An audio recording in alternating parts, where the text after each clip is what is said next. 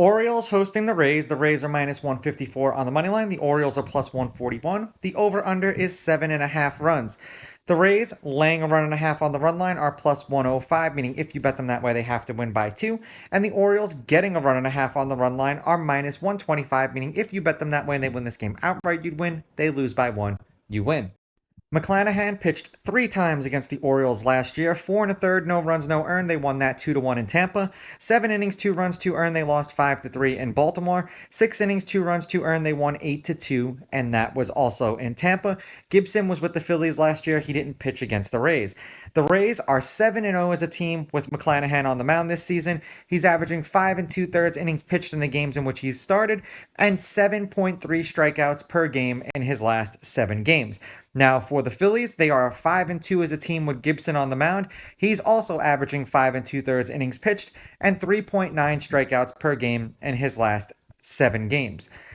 Head-to-head, the home team is 7-3. The home team's on a 2-game winning streak. These teams are 5-5 against each other in their last 10.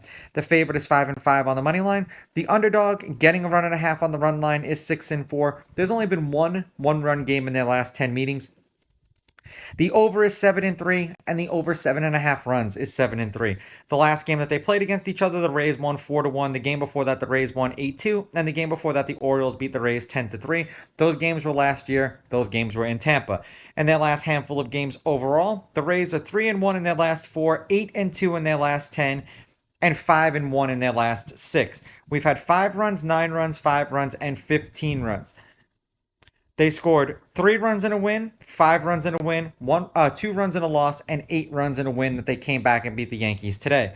Now, for the Orioles, they've lost their last 2. They're 2-2 in their last 4, and 6-4 in their last 10. 23 runs, 13 runs, 9 runs, and 5 runs. 13 runs in a win, 9 runs in a win, 4 runs in a loss, 2 runs in a loss.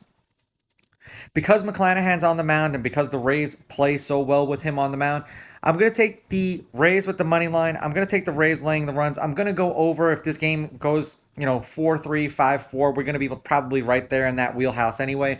These are just my picks. If you disagree, please go with your gut and please bet responsibly.